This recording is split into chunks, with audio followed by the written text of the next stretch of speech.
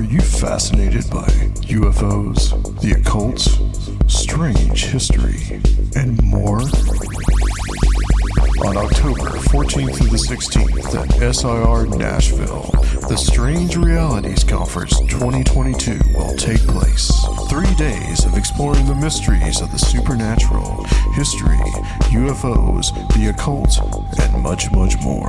Featuring presentations by Steve Berg, Micah Hanks, John Tinney, Adam Gorightly, Tim Banal, Christopher Ernst, Samantha Engel, Recluse, Nathan Isaac, Melody Blackthorn, Dr. Future, Soraya Askath, Timothy Renner, Aaron Goulias, Delaney Bowers, Olaf Phillips, and David Metcalf, with workshops by Kiki Dombrowski, Ren Collier, and Michael Hughes. Come join us in Nashville or online. Tickets are available at strangerealitiesconference.com. Find out what everyone is talking about.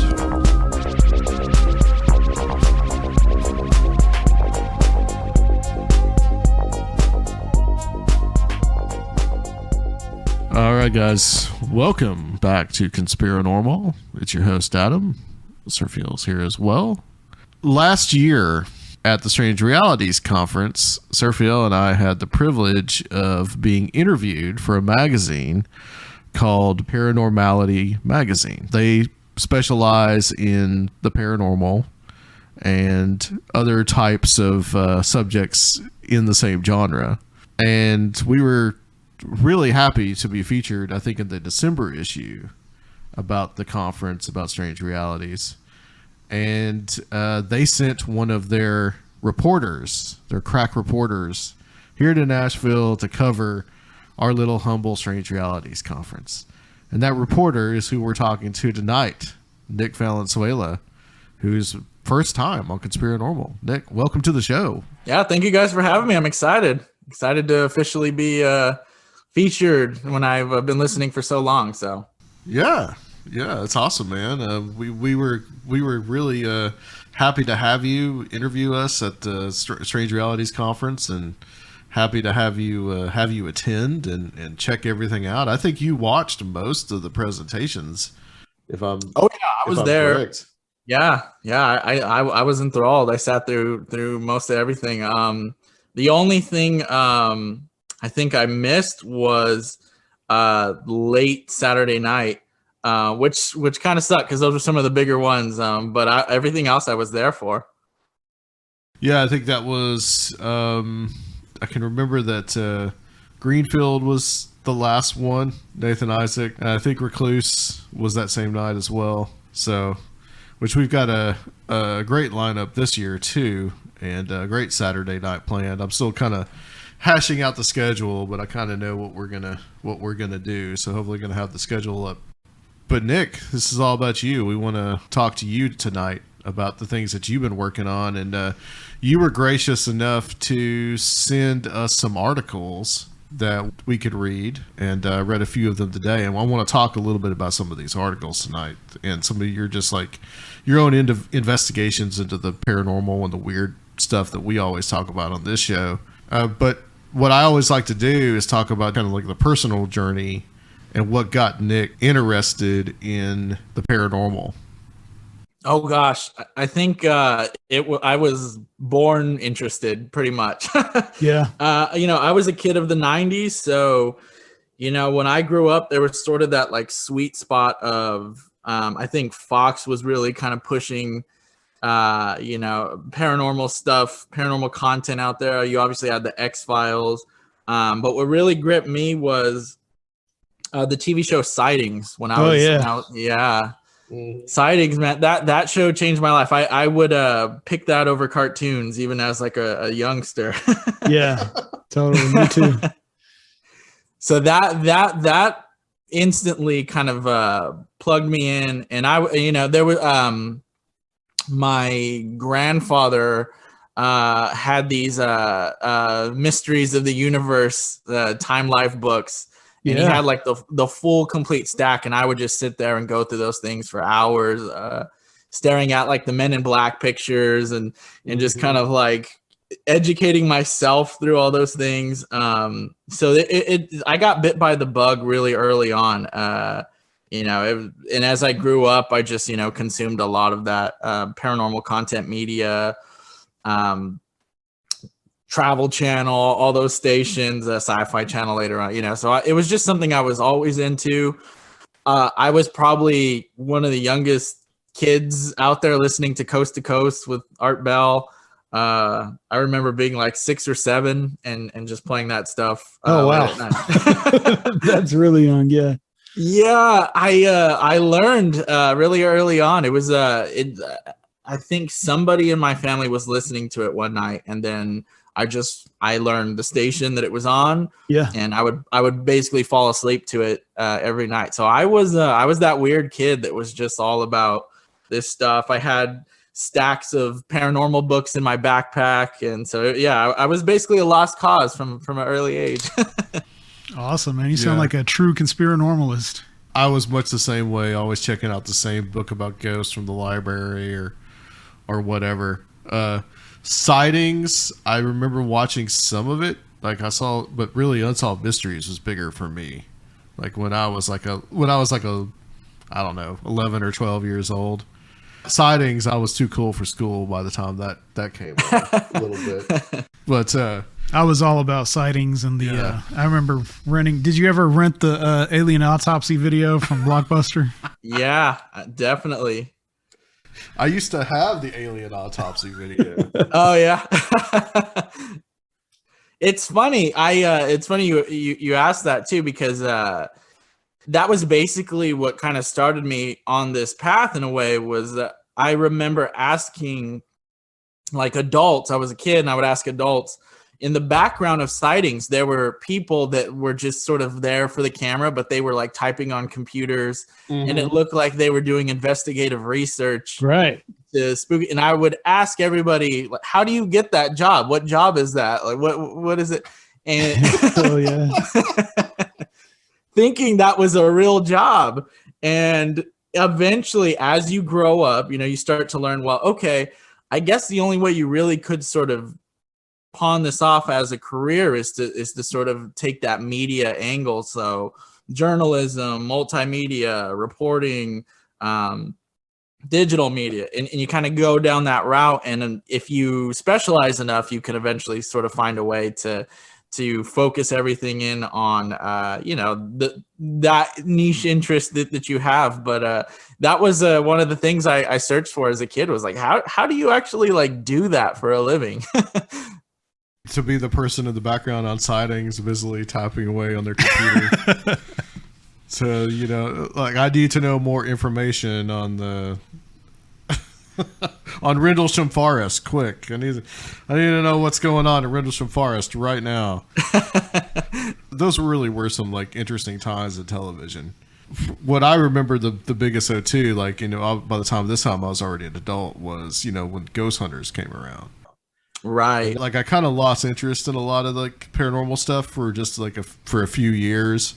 And then once that came around, I sparked my interest back up in it, And so I really started listening to Coast and those type of things. And yeah, definitely. I mean, it's funny that, now that stuff is a little bit frowned upon when you get really, really invested into the subject. But those early years of Ghost Hunters and some of that stuff, it was good. Like it's funny now that I think we all sort of are like, with reality TV, but some of those early shows were pretty addictive, I think. I thought the first 2 seasons, if not just the first season, were like probably the best.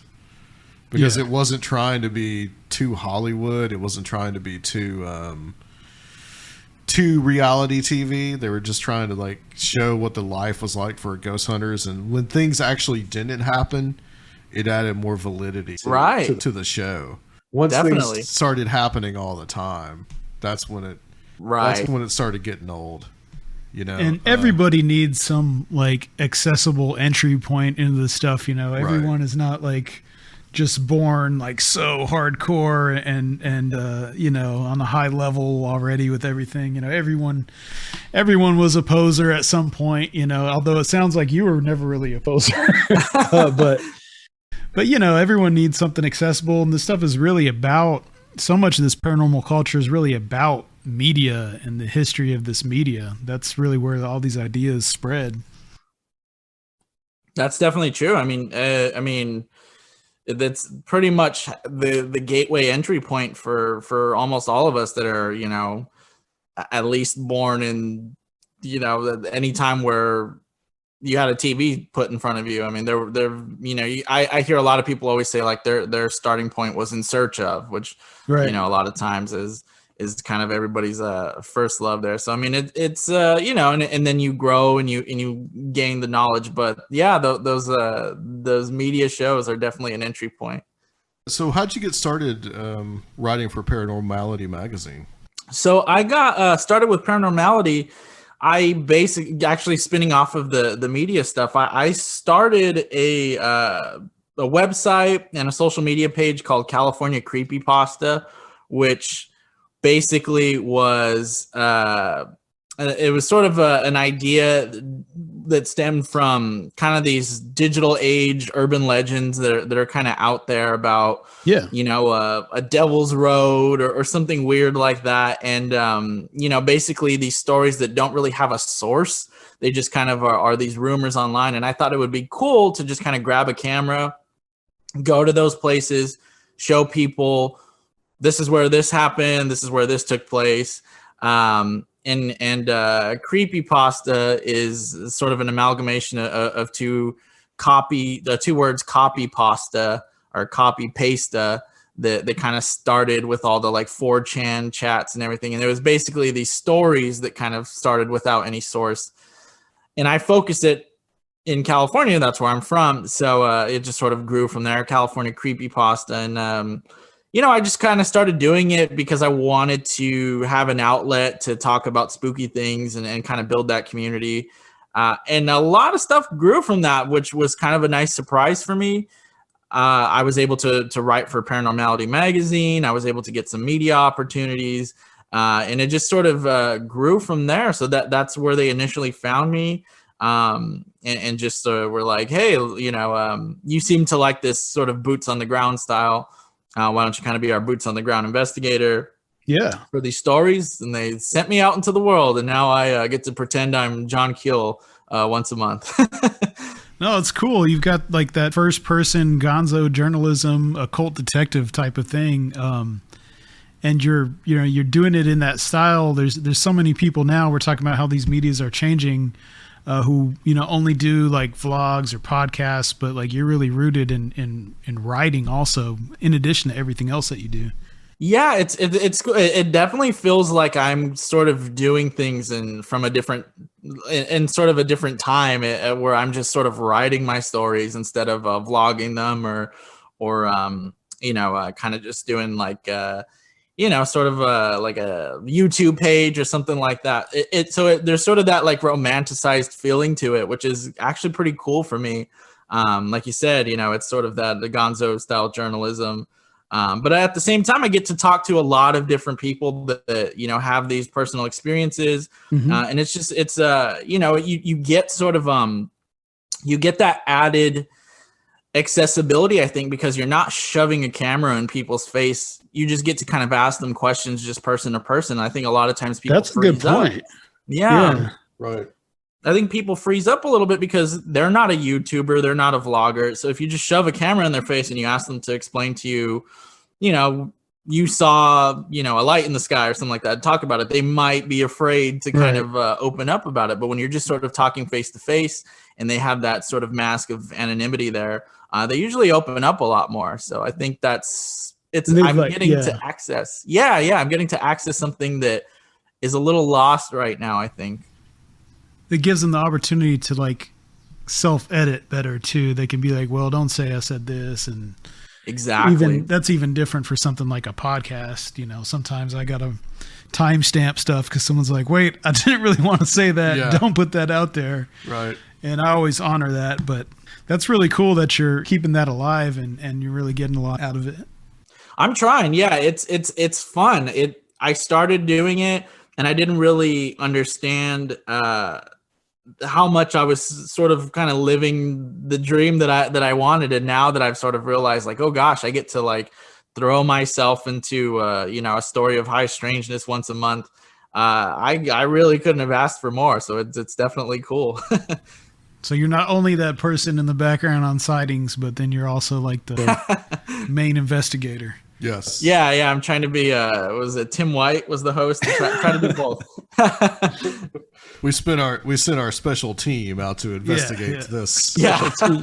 Investigate the Sally house or whatever. Exactly. Yeah, the Sally. So in doing this with California creepypasta, what was your favorite or like your weirdest thing that you investigated, or something that you like cleared up some of the rumors about, or something like that? I'd say my favorite thing to look into was I sort of retraced all the hot spots that were associated with Jack Parsons, just because I've always been kind of, he's a very trippy story. So it was kind of cool to go check out like Cal Poly and still see some like monikers that had his name associated with him. I went to Devil's Gate Dam, which is where they would kind of go out, him and L. Ron Hubbard, and do their Babylon working stuff from time to time when they weren't going out to the Mojave or those other places. And then when I went out to Devil's Gate Dam, you can actually like go into the dam area and kind of go underneath the big rock outcropping that kind of looks like a devil's head. And so they call that the natives, First Nations people of that area used to say the coyote spirit lived in there. So I thought that was interesting that, the trickster, the coyote, all kind of tied in there. And so they said they would hear laughing in the cave or in that dam area. So I went in there and I caught a laugh that was very, very clear. I put that on my Instagram, I believe. So that was really interesting. That I don't typically do straight up paranormal investigations on a lot of these things, but that time I kind of pulled out a digital recorder and asked some questions, and I caught that. So that to me was kind of cool to actually catch something. Whoa. Yeah, that was and it's very clear, like in the tape. It's not like one of those muffled EVPs that doesn't really sound like anything. It's a clear laugh. So that was cool. It was cool to kind of jump into that. Can we get audio of that from you and like play it? I'll shoot that over to you guys for sure. It's also on the Instagram page. I'll shoot you like the raw footage of it. It's a trippy. It was a trippy thing, and you can tell in the video that I don't react to it at all. I think I'm adjusting the light on my camera, so I'm just sort of there, and you catch this laugh. So it's pretty trippy. It is crazy dark in here.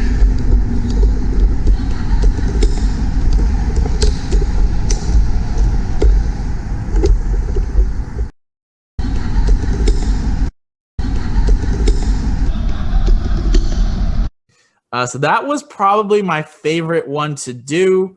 One that I cleared up some misconceptions with.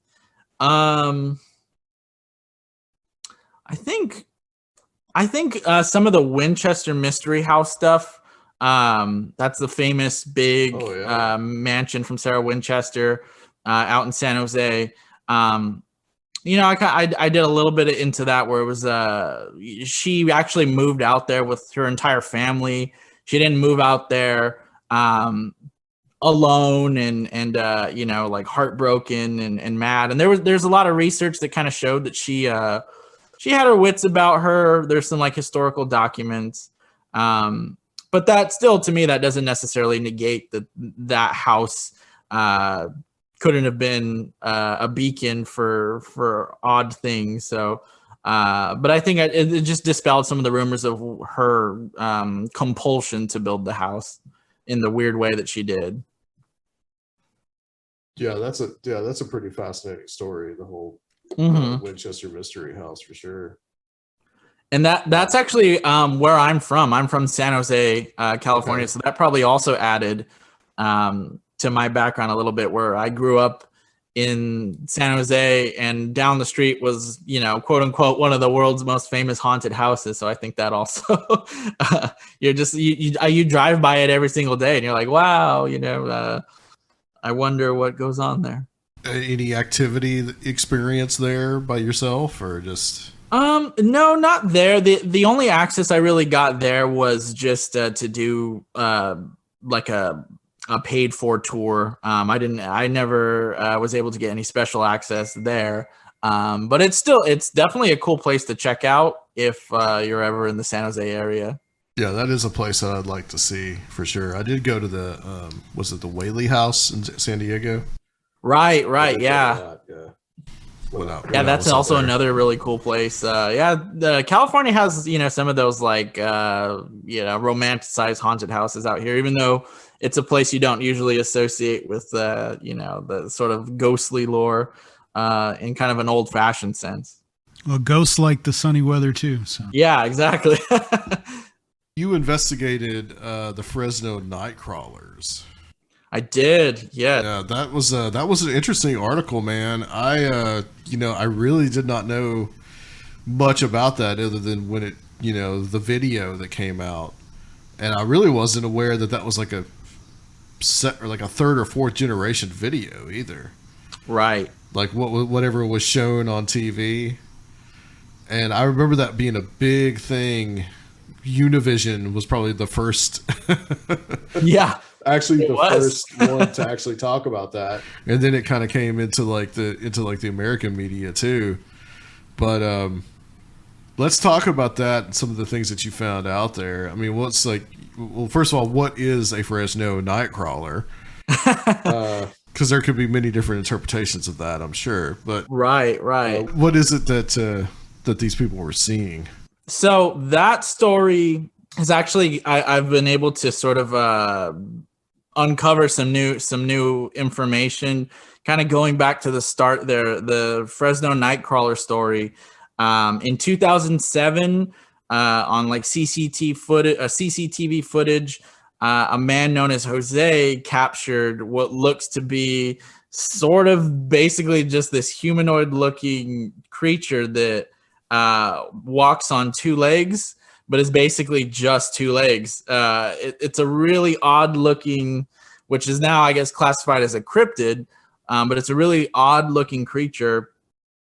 And you see two of them walk across his lawn, and that, like I said, that footage blew up in the media. It started on Univision and then moved over to American media.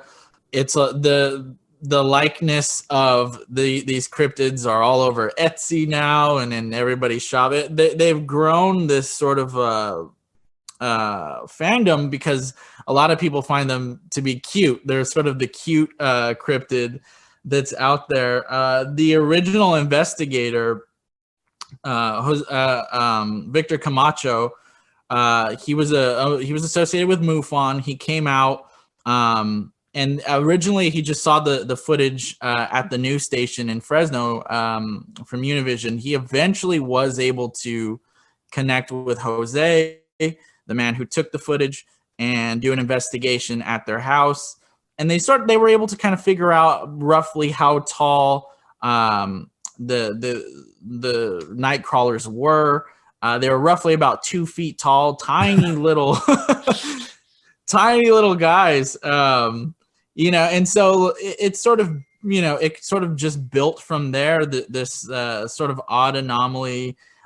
A little after that, there was some footage shot in outside of Yosemite National Park, and those creatures looked a little bit different. That footage has definitely been a lot more scrutinized.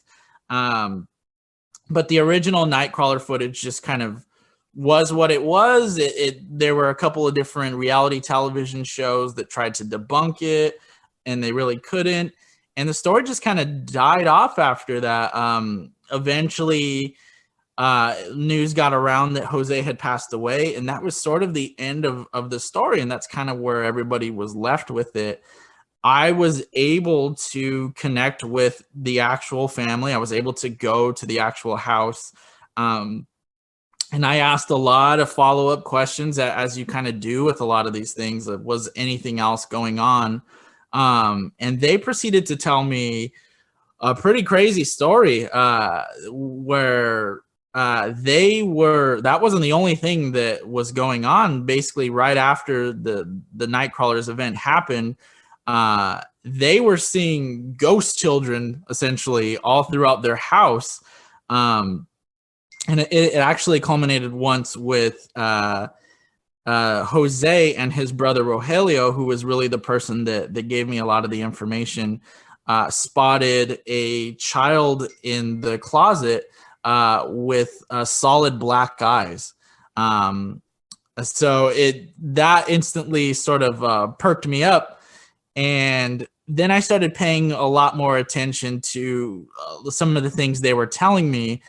Whereas Jose was feeling these extreme amounts of fear associated with the Nightcrawlers. And I found that interesting as to where everybody else's reaction to these cryptids, if you want to call them that, were cuddly and cute. And this guy was like deathly afraid. I found old video footage of him talking about how he was afraid to pick up his kids from school. He was afraid to leave the house. He just had this like immense sense of fear associated with the creatures, and now they're starting to see kids in the house, and the family kept saying, "Oh, well, we were seeing these kids, but they had solid black eyes." And if anybody's familiar with the black-eyed kids phenomenon, that is one of the most notable attributes associated with them, is they give off this immense sense of fear and dread. And so I found that really interesting that the family were seeing all these things and they were feeling this way. And it's a little bit of a black-eyed kid story that was kind of masked as this Fresno Nightcrawlers story. And I found it interesting to where the trope with the black-eyed kids is that you constantly get bombarded by them and they ask for permission to be let in. And eventually Rogelio, the brother of Jose, informed me that the family just sort of said like, "Oh, to these ghost children, you can stay here, you can stay at the house," and they basically gave them permission to stay into the house. So it was just sort of an interesting thing. And eventually Jose, the brother of Rogelio that originally reported the story, passed away. And one of the things that kind of comes up a lot with black-eyed kids is they are paranormal parasites. They drain you until you have no energy left, or potentially you pass away. That's sort of the stories that are out there with if you actually let them into your house. So I just thought that was an interesting addition to the story that hadn't previously been reported. After this man passed away, did they continue to see these creatures? So that was the thing. He told me that now they're on good terms with the kids and they're not afraid of them anymore. And he says that he was really cryptic about it. He said that they still show up from time to time, but there's no more sense of fear. And I just thought that was a really odd choice of words there. Yeah. And so it was an odd story in terms of that. And I also sort of threw out there that, the Nightcrawlers could potentially just have been sort of like a putty for the other, if or the phenomenon, whatever you want to call it. Shortly before you see the Nightcrawlers pop up on camera, there seems to be a little bit of a flash, and then they just sort of pop up and appear and walk across the lawn. And I asked some friends and more like occult circles some questions about the shape of the Nightcrawlers. They appear to sort of be triangular in shape, and I sort of associated that with black triangle UFOs and just sort of like popping up and appearing in I kind of point out in the article some interesting uses of the triangle in like Goetian summoning rituals and things like that. So I speculated that the Nightcrawlers might be something else entirely than just a cryptid. Yeah, it may not fit into biology really, but Right. who knows? Evolution's pretty weird, so I couldn't think of why that would make sense, but Right, with all these cryptids, for the most part, I definitely don't tend to be more in the flesh and blood camp. I definitely tend to think there's something weirder or stranger going on with a lot of these things. So, to me, that was it was just a story that seemed to have a lot of these tropes of high strangeness all culminate together. Just by asking the simple question, was anything more going on? I got to speak to Victor Camacho, who originally reported on the Nightcrawler story. And he informed me that the family had never told him about any of the sightings of the kids with black eyes. Speaking to the family, I didn't get the feeling that they were aware of what black-eyed children were, or they weren't aware of some of those tropes associated with the what black-eyed kids are and do. So I just thought that was an interesting tie-in at the end of it all. That's almost better to get witnesses who aren't already so encultured into the paranormal subcultures, and see what their interpretation is. Yeah, they're not front loaded. Right. It was definitely, it was eye-opening. I could tell they had no idea what that was, and they just sort of were under the impression that these are ghost children that are at our house. And they kept talking about how they just thought that their property was most likely haunted, and they didn't really see the association potentially there with Jose and him potentially being targeted by whatever, all these beings were. One of the things that was interesting to me that was pointed out by Victor Camacho, by another investigator in the Fresno area, were that most people associate the Nightcrawlers with having black eyes too. There's arguably at one point in the video, one of the Nightcrawlers does somewhat seem to look up toward the camera, and the eyes do come off as being just solid black. So it's that definitely changes the perspective of the story to me, and was definitely one of the things that I think wasn't really out there in sort of the paranormal zeitgeist of everything, to where the story had a lot of different layers other than just some funny looking cryptids walking across a lawn. Did this family associate what was going on inside the house with these black-eyed children? It didn't seem like they had ever put that together. They just sort of they were a Mexican family, and they were very they made it very known that they were Catholic, which is sort of I'm used to that. I'm Mexican and I grew up in a Catholic household, so I understood kind of the perspective of where they were coming from. They didn't really want to talk about it. They thought if they just sort of ignored a lot of the situations, that they would sort of be left alone by it, or if they were more welcoming to it, they would be left alone by it. So they were basically not putting a lot of thought into it. It sounds like they had a place for it already, right? To fit into, and it wasn't like a need to oh my God, what is this? I have to know. It's like it already had a place. Yeah, it definitely. It's it was something that I think was, and I think there were some aspects of it to where they were fearful that if they acknowledged it more, it was the activity was gonna ramp up. There was an obvious nervousness of even talking about it with me, to anything going on further. But it was definitely one of the more interesting stories I've ever covered, to kind of have this really well-known video and encrypted and phenomenon, and then just to kind of get a little bit more information on it, and to find a whole other set of stories and a whole other set of odd occurrences going on. And that, I think a lot of times that's what happens with a lot of these stories. If you just sort of go into a Bigfoot story and you're you're just asking Bigfoot questions, you might miss out on, well, you know, he came out of a craft, or, you know, he was, you know, there was a woman in white following him or something like that. Right.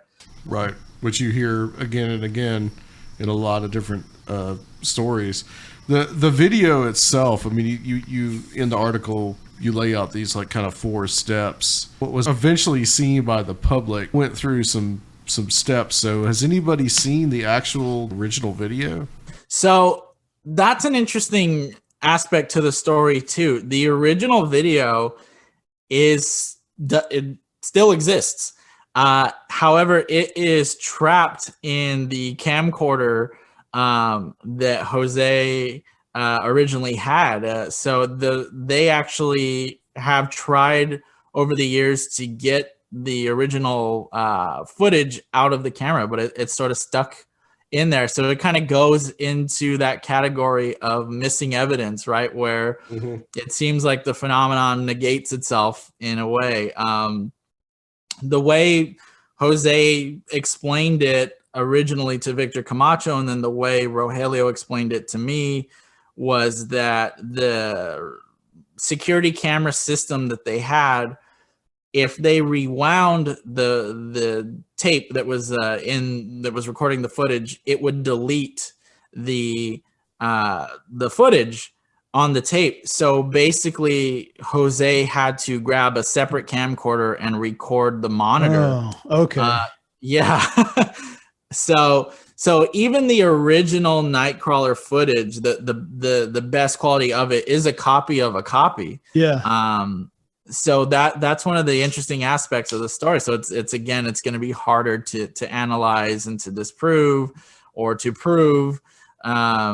So it's an interesting thing. The tape is still intact, and I know for a fact our Paranormality Magazine team is putting together a little project to hopefully release the original tape. So we're putting together a little side project right now as we speak, to try to showcase that actual footage, or that original footage that Jose took. So we're figuring out a way to safely remove that cassette tape out of that camcorder. Yeah, that would be excellent, because the quality may be so much better, or you'll see a lot more detail maybe. Right. I'm just curious about this. You interviewed Victor Camacho. Did you take this picture that's in the article? No. He, I believe that's a picture he sent me.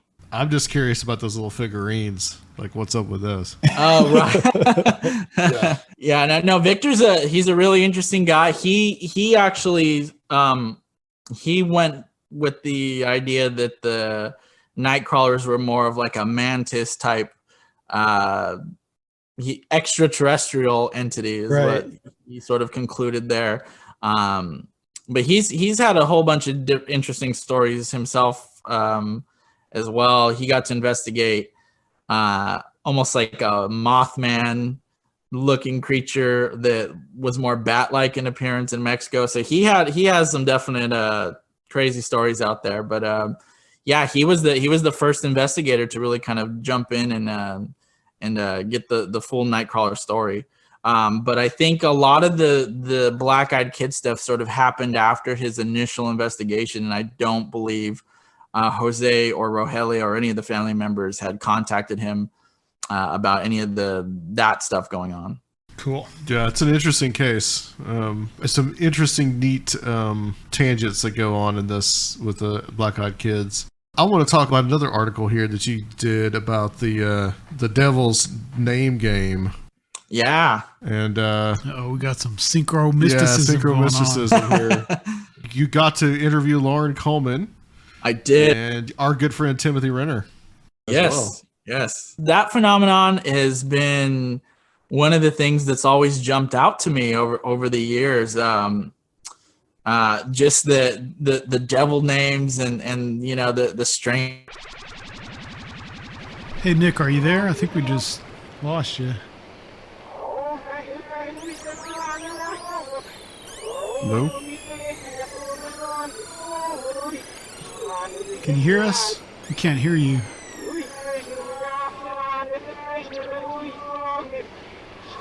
Well, that's what happens when you start getting synchro mystical. That's what. That's it. That's what happens. Oh, I think I lost contact with you guys for a second. Yeah, there. you are back now. Wow, that was back. That was a real spooky Hey, there moment. you go with the Talking about devil names. yeah, synchro mystical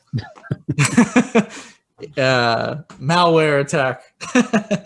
So I got to talk to Lauren Coleman about it, and he sort of jumped in with where he started noticing it, back in his early days of when he was just starting out, and how he was able to speak to Jim Brandon about it, and that's a whole other can of worms that and we talked about. Yeah, we talked about the problematic nature of that, and just a little bit of those other things, but there's still some of that like early tide research where they noticed that and the Lafayette phenomenon and just these odd things going on. So I wanted to go and investigate a place that kind of had that devil name moniker and see what was going on there. And I looked into a bunch of these places, and the one that really kind of stuck out to me was Devil's Den in Arkansas, which has its own big story with a guy named Terry Lovelace, who claimed to be abducted out there. He went out there with his good pal Toby, and they did like this camping trip, but they tell all these interesting stories behind it, to where they felt compelled to go out to Devil's Den.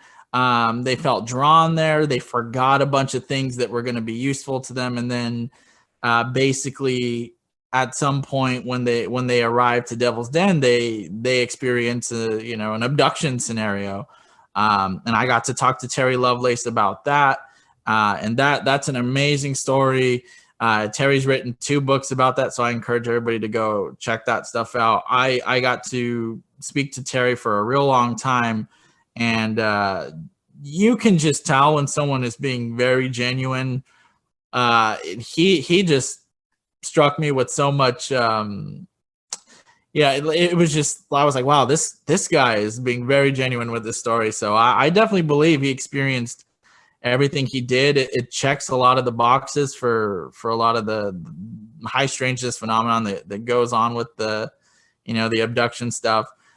So I went out there. I took a fellow investigator with me, my good friend Lindsay, and we did a little Estes session. And we got some weird answers and some weird responses, and it was definitely it was a memorable investigation. But the Devil's Name places is or the Devil's Name association with places of high strangeness is just something that's fascinated me for a long time. Yeah, it's like one of those chicken or the egg questions. Were these places weird? Did they get that devil name because of that? And a lot of times if you look into why places are named what they are, you can find a lot of weird stuff. Definitely. And we got into the name game stuff. I got to talk to Lauren Coleman about that. And one of the interesting things he told me was that, when we were going into the synchromystical meaning of names, he had pointed out that his surname Coleman and then Keel, he brought up John Keel, that they were basically associated with surveyors of ley lines. That's kind of what their last names were associated with.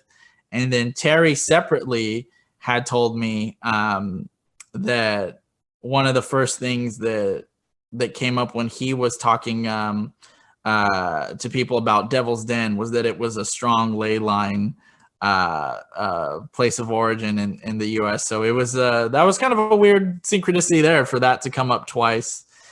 Also, one of the other synchronicities that kind of came up with Terry is he told me when he was experiencing abductions as a kid, he kind of tells the story of these like monkey men that would come into his room and take him. And I asked him, like, what did they look like? And he said they looked like little circus monkeys. But one of the things he had never really spoke about was that they looked like they were wearing paper plates on their faces.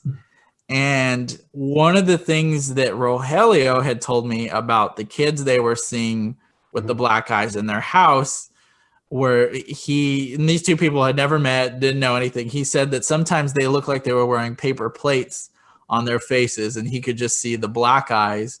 And Terry told me that he could see yellow eyes coming through the paper plate. So I just thought that was really weird. This is something I had never heard of before.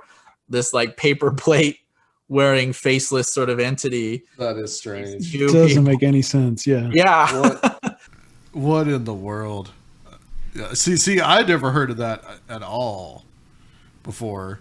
Did you get the impression? I mean, it's so hard to tell, but did you get the impression that was speaking to Terry, and does he? I guess probably really, since he's written 2 books about this, does he kind of believe that this is kind of like a screen memory type of thing? That this is, or does he believe that he literally saw these like little monkeys? He was under the impression that it's just a different mask now that the phenomenon uses. He used to be very much under the idea that it was the extraterrestrial entities that were taking him, and now he's flipped a little bit, and he just thinks all this stuff is somehow somewhat related, and that it was just the mask that the phenomenon, the other, chose to use to present itself to him. I even brought up to him I asked him about his feelings towards Bigfoot, because I was like, well, these are little monkeys, right, that are kind of coming into his Bigfoot room. babies. Right. And he was in agreement. He thought that, that all this stuff tends to tie in together, and that he just felt like it was something to where he would let his guard down a little bit more. If he was seeing monkeys versus, anything else. So to him, it's like you said, it's somewhat of a screen memory, but he thinks it's also just, that a lot of this stuff is a screen memory. It's all just whatever mask they choose to use. I think the screen memory thing it's a trope of alien abduction lore.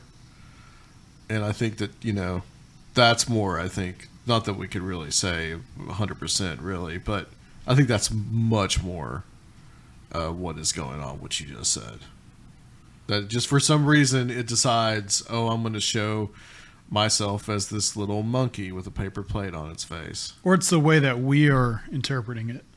Yes, somehow our brain makes it a little monkey with a paper plate on its face. Yeah, the co-creation stuff. Yeah, definitely. Yeah. I do wonder with going back just a little bit to the Fresno nightcrawlers thing, whether the children were really, that seems more like a classic haunting to me. And they didn't really want to look into the history of the house.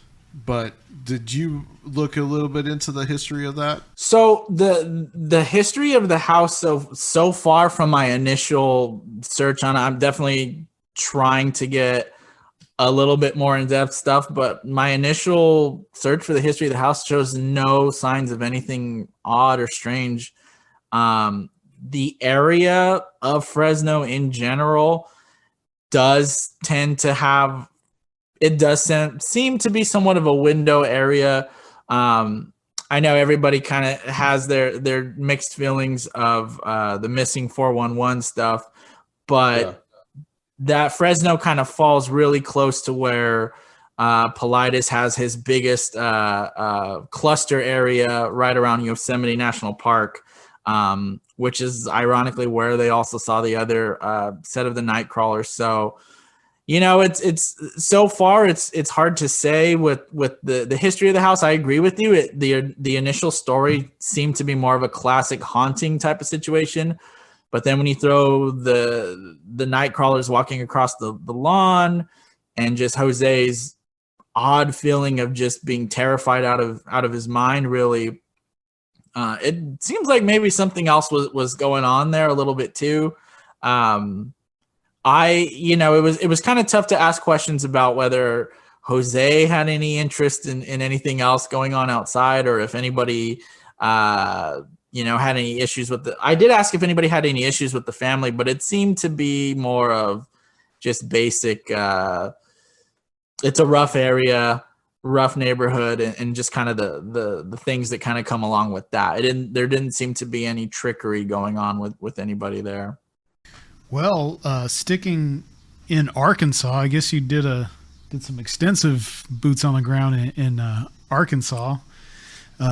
You did a night in the haunted Crescent Hotel, and that's in Eureka Springs. Yeah, that was fun. That's a little bit more of that like classic just haunting going on there. That's like a hotel that's really famous for what it used to be. It was run by a guy named Norman Baker, who was sort of this like quack healer of. He claimed that he could cure cancer. And he would give people these elixirs, and then basically when they started to deteriorate, they would move them to the basement, which was their quote unquote morgue. So now this hotel experiences all kinds of different hauntings and stories associated with it. They definitely lean into it. They have their ghost tours. But I did experience some odd things going on there when I stayed. The hotel has a official hotel cat named Jasper, who sort of just hangs out in the lobby of the hotel. And so my friend this is part of the original trip down to Arkansas. My friend Lindsay and I, we kind of tried to do like a late night 3 a.m. Investigation into the hotel. And the hotel cat eventually started following us around, and it kept staring at things that it would just stop and kind of stare at nothing. And it followed us all the way back up to our room. And an interesting note is earlier in that night, my investigation partner, Lindsay, had claimed that she saw basically a shadow being walk out of the wall. Ooh. Right, kind of at one of the first couches when you walk into the room.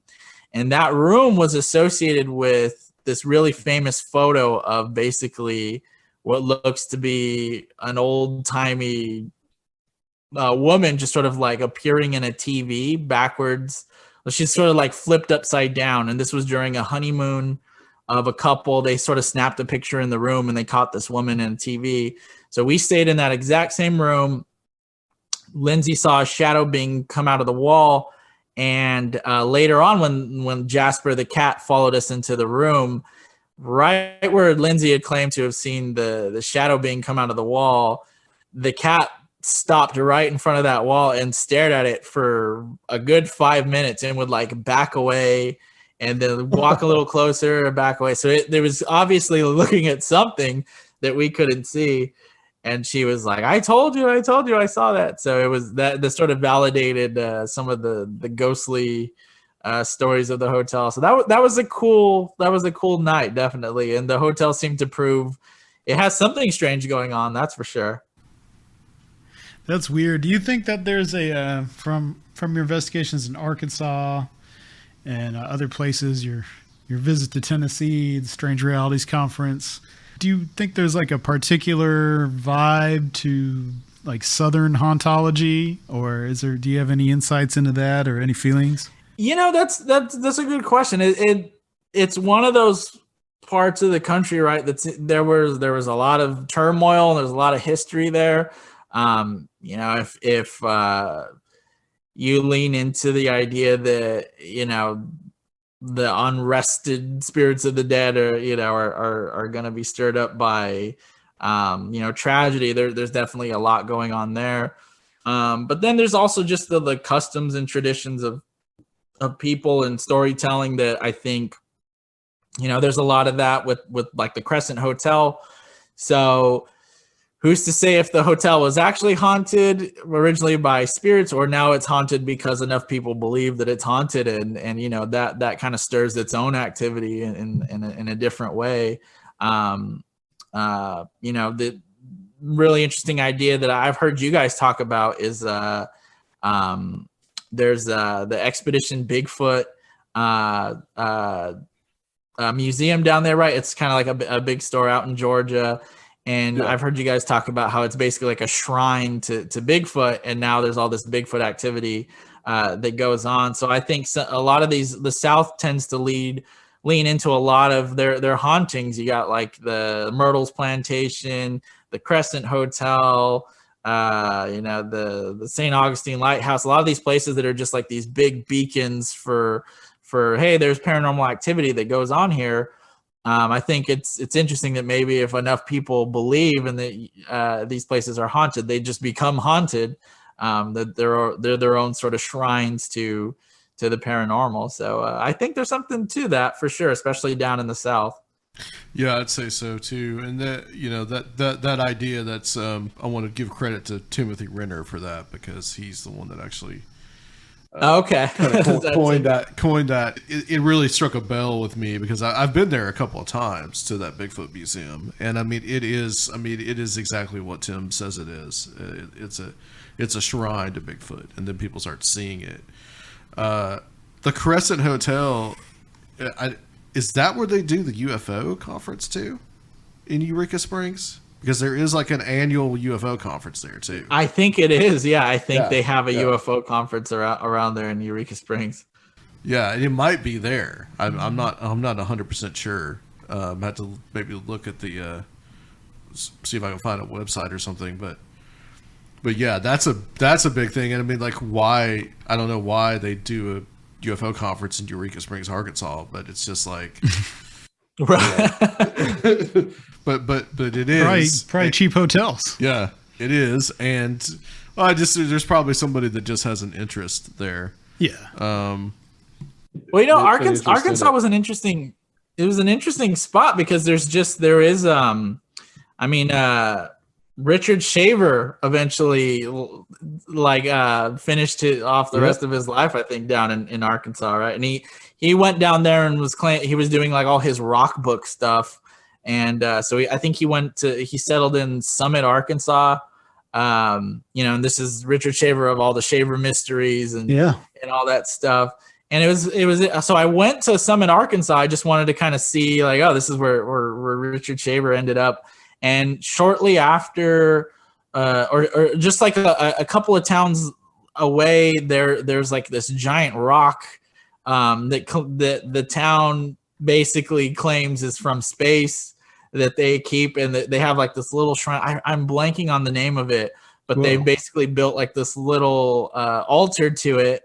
And I remember one of the things Terry told me is that right before they started to kind of feel like the Oz factor and sort of a change in the environment, he and his friend Toby took a nap on these rocks. You know what I mean? The rock thing kind of kept coming up for Arkansas. So I just think that was also an odd synchronicity. It's like, why did the rocks in Arkansas keep coming up? I mean, Arkansas is an odd place. Yeah, some other disciples of Shaver ended up there too. And there's a lot of weird stuff. A lot of that Confederate gold mythology and Jesse James stuff is there. Right. There's a lot going on in Arkansas. There's the Christ of the Ozarks. Right. Yeah. That was built by this really weird fascist guy in the 20th century, and evangelical guy that built this huge statue of Jesus. Actually, this year, I think it's been at the Crescent Hotel in previous years, but this year it's at the Best Western in okay. Not as mysterious, but still. Not as mysterious. Maybe the Best Western is haunted too. You know? Yeah. You never know. So I want to talk a little bit about the Rakes. You interviewed Lon Strickler for this as well. And this is kind of an interesting thing, since you mentioned your former website being called Creepypasta. So that's an interesting concept, right? With the Rake now, is that there are reports now of people that see Rakes, or they call them pale crawlers. And then there's also reports of people seeing Slender Man, and then even the Black Eyed Kids have some ties to early creepypasta. So it's an interesting thing to where some of these things where you can source them back to being fictionally created, as you can with the Rake, you can with Slender Man. Now they kind of seem to have just popped into existence, and there's some pretty, arguably interesting and compelling reports of these things being seen. So it begs that question again. You get into the idea of egregores or tulpas or just things sort of being manifested into reality, or is this something to where if again you get enough people to sort of believe in something that potentially the phenomenon just sort of reacts in a way and starts showing people, okay, well, this is something that is out there in the collective unconscious. Now we're going to show ourselves in this way. So there's a few different reports of Rake-like entities, and I kind of titled that article "The Rake Triangle," and it sort of focuses in the Sacramento, California area all the way up to the Sierra Mountain Range, kind of bordering on the California, Nevada border. And then ironically enough, back down to the Fresno area. So there's that weird, the high strangeness of Fresno again. And basically, yeah, these are creatures that they almost look like ghouls in a way, like the old fashioned style of a ghoul, where it's just an emaciated humanoid figure that seems to kind of crawl on all fours, and they kind of look like just the old Nosferatu Count Orlok vampire. Mm-hmm. And they basically started off, like I said, in creepypasta. And now Lon Strickler wrote an entire book about different sightings and the idea behind them being sort of these mimetic humanoids that have sort of came out of you could arguably say a mimetic virus in the collective unconscious. So it's an odd I guess cryptid now that they're classified. But once again, is it just another mask for the other? Yeah, I remember seeing this video. I remember seeing this creature on a video in like 10, 15 years ago or something. Mm-hmm. And I think somebody said it was something for like an advertisement for a video game or something like that. Sure. That's what it originally was. Some kind of viral marketing campaign. Right. You can trace it back. You can trace, the creation of it back to I believe a 4chan post, and it looked different when they originally kind of threw it out there. I believe it had the face and its features looked a little bit different, but as it sort of has progressed in more of the collective unconscious, it seems to now just fit that classic Rake mold there. So it's another one of those things, like I said, to where, sometimes we talk about, the airships turning into flying saucers, turning into black triangle UFOs, turning into now these, Tic Tac shaped things. Or I've heard you guys talk about, the classic wild man that was a little bit more regal and actually wore clothing, to now it's de-evolving into more of a, the classic Bigfoot that we know, that's more of a wild ape. So some of these things, can they just sort of progress and change and with the different reports and different people seeing them and more people getting to know them? It's an interesting question. Yeah, the Tulpa effect is really, really interesting. Well, there's that whole Lovecraftian idea too, that maybe the fiction is like the first manifestation of something that is actually there, that's coming through fiction first, but it's hinting at this deeper reality to it. Right. And I always think about like the Jim Moseley stuff, right, where he would call and report fake UFO sightings, and then other people would start calling the police or whatever outlet they had and reporting UFO sightings. And it's that kind of stuff is the stuff that I really find the most compelling about this phenomenon and high strangeness, to where blurred with how these things sort of manifest and come into being. So that's the stuff that I get out there on the road and try to find the answers to. But I don't know. It's a pretty elusive answer. It is indeed. I'll take the walking pants over this guy any day. Yeah, I know. Right? You might just look at the 2 foot tall walking pants and be like, "What? Whatever." This thing coming at you, just like he's not happy." Yeah, exactly. He looks a little hungry. You know, it's a little worrying.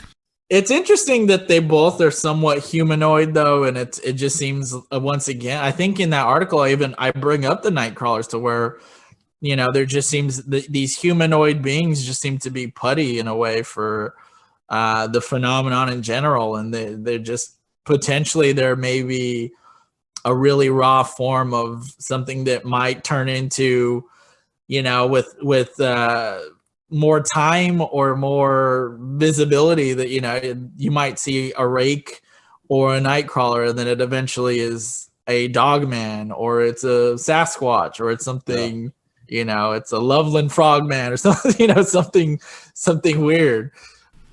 Well, I think the key here is that ultimately all these things are anthropomorphic in nature. Right. So this is something that we can identify with. So, like, it makes you really wonder if other animals perceive a paranormal world, do they just see something that is in their shape? Right. Not that's a great question. Yeah. So what is going on? I mean, you could get real philosophical with this stuff, I think. Oh, like, definitely. Everything just about, you know, except for maybe something like a sea monster or something. That's some foreshadowing. Sure.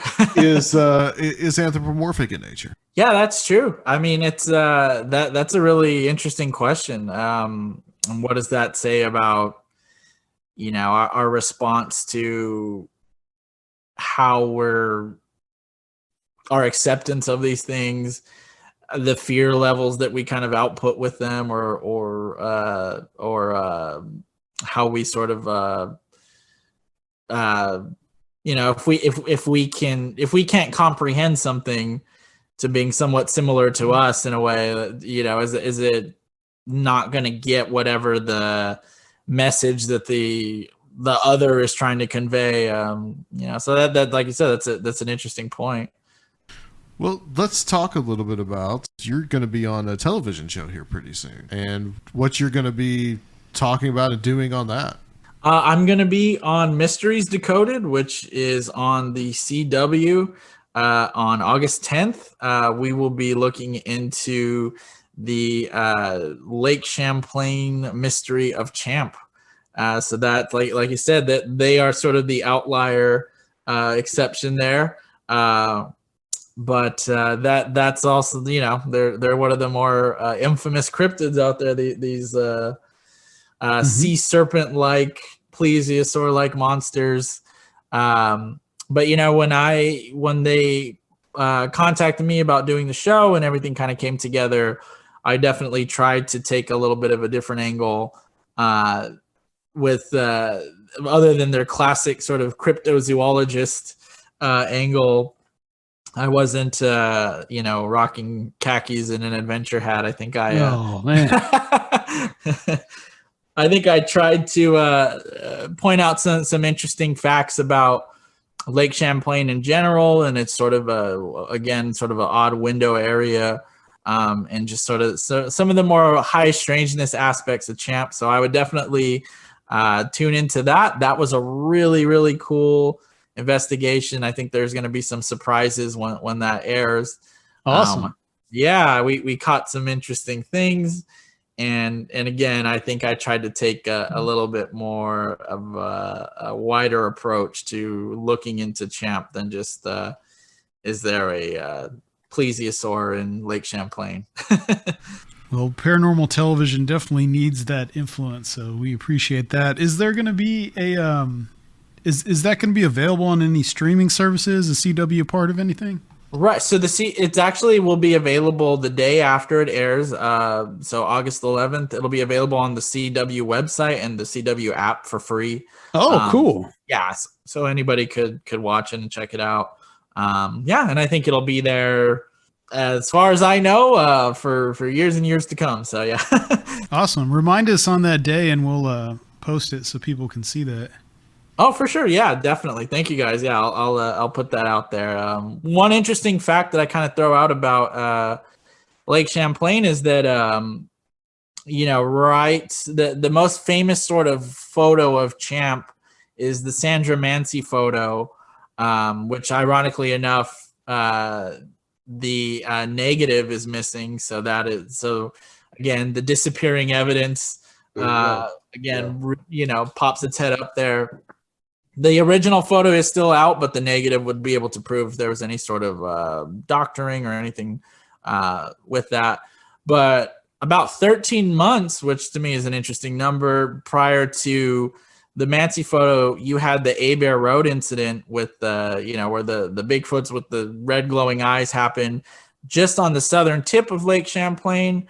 A few months after that, a nuclear plant installation near Lake Champlain had all these sort of UFO sightings above the power plant, and it all kind of sort of culminated with the Sandra Mancy photo in 1977. So it was just, to me, I thought there was an interesting thing going on with Lake Champlain between the year of 76 to 77, to where potentially there was just a lot of high strangeness going on that lake, and I think maybe Champ is tied into that, and it's a little bit more mysterious than just we have these reports of a monster in the lake and that's it. It's just a flesh and blood creature. Yeah, that doesn't surprise me, knowing as much about this stuff as I do, how there's always this like correlation between other types of phenomenon. Is that the picture where it's like the head kind of bent over in the water? Is that the one you're talking about? Yep, that's the picture. And one of the interesting things about that picture too, that's always sort of thrown away, is that when Mancy described taking that picture, she talked about how when Champ sort of reared its head out of the water, that it moved robotically, and that its mouth open, its mouth open. And she said like huge amounts of water gushed out, and then it closed back up again in a very robotic fashion, which I just thought was a really odd way to describe a potential lake monster. Yeah, something that you would think that would be alive, like organically alive. Right. Yeah. And she was very adamant about the word robotic. So I just thought that was odd too. I was like, okay, well, this doesn't sound, like I saw an organic being kind of just rear its head out of the water and go back in. That is weird. Right? A robotic lake monster. Does the local community kind of embrace that? I'm seeing there's actually a Vermont Lake Monsters baseball team has their own little mascot. Yeah. I guess he's Champy, I guess. Yeah. That's the local name for him, is Champy. Everybody there was calling him Champy except for some of the experts that we talked to would refer to him as Champ. But yeah, that was the local name for him, Champy. Yeah, these cryptids are definitely these economic engines for these towns. Oh, they definitely are. That's definitely a part of it, and I think that's that's kind of a cool thing in a way. I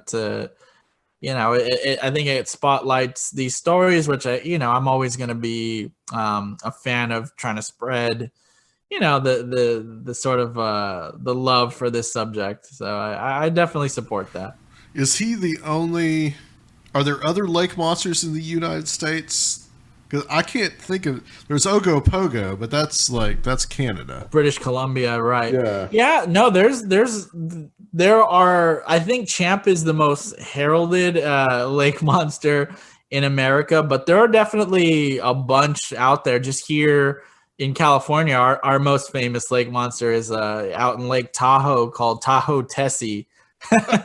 Okay. And that I did a little video a couple of years ago about Tahoe Tessie, and I think was sort of the catalyst for people reaching out to me about different lake monster stories. And so there's some interesting stuff out there. I just picked up Joshua Cutchin's newest book, The Ecology of Souls, and I'm still reading both volumes, but I immediately sort of was interested in jumping to the back of the book and reading his take on lake monsters and sort of their associations with the dead.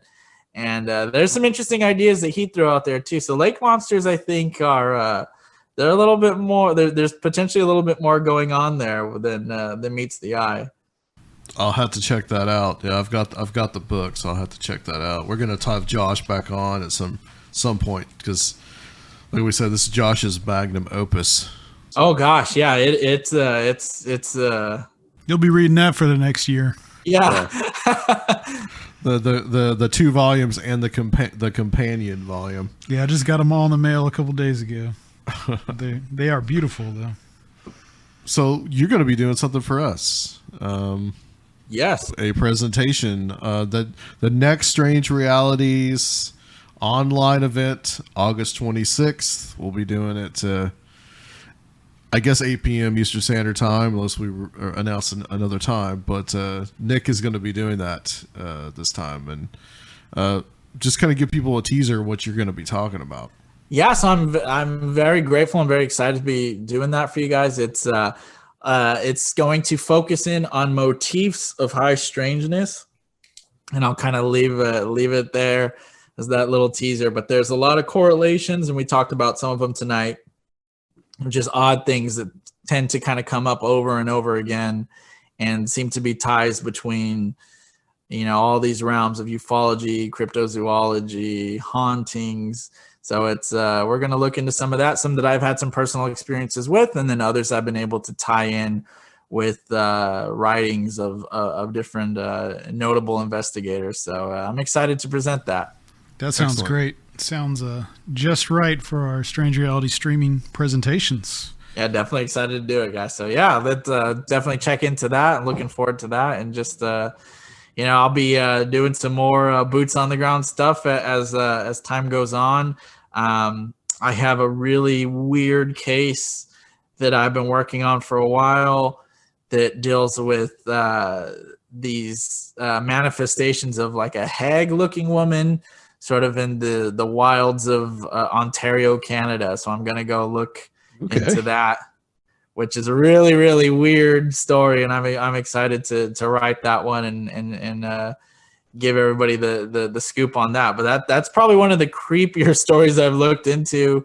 Like we were just talking about Josh's book, with the nightcrawler story, this new hag story I've gotten into, there does seem to be a lot of things that sort of always sort of culminate in the dead being associated with this somehow. Mm-hmm. So I'm definitely on that bandwagon right now too, where this does all seem to be associated with the dead.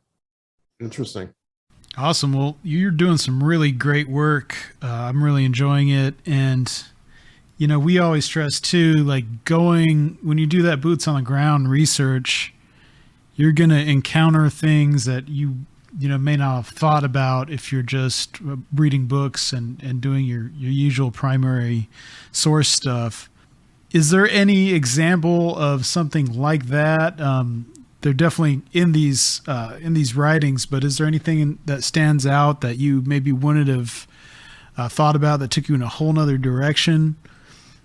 Because you actually went somewhere and maybe something caught your eye and just led you down a whole nother path? I think the biggest example of that is with the Nightcrawler story, to where that really did sort of open my eyes up to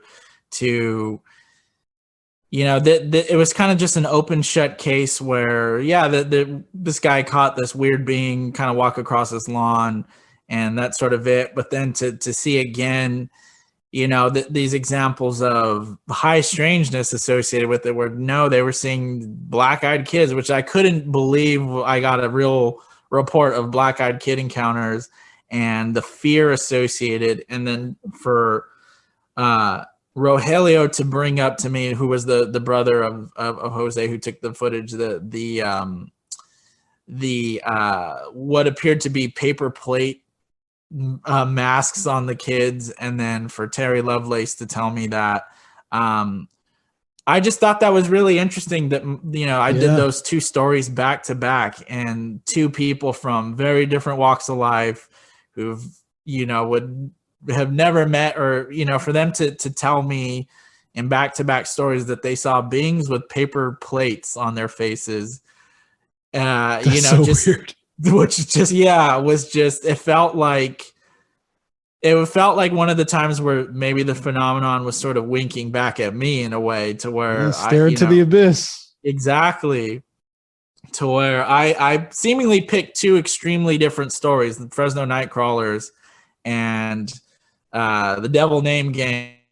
And then to have that sort of those two things kind of tie in together, just and the main two things that stuck out to me were Terry telling me how much fear he's associated with his abductions, and then Jose and Rogelio's fear of the beings was just there seemed to be, not to get too negative. I definitely don't all look at the phenomenon as a negative thing all the time and push the satanic panic kind of stuff, but there just seemed to be something odd there, to where there seems to be something to that the idea of this thing can kind of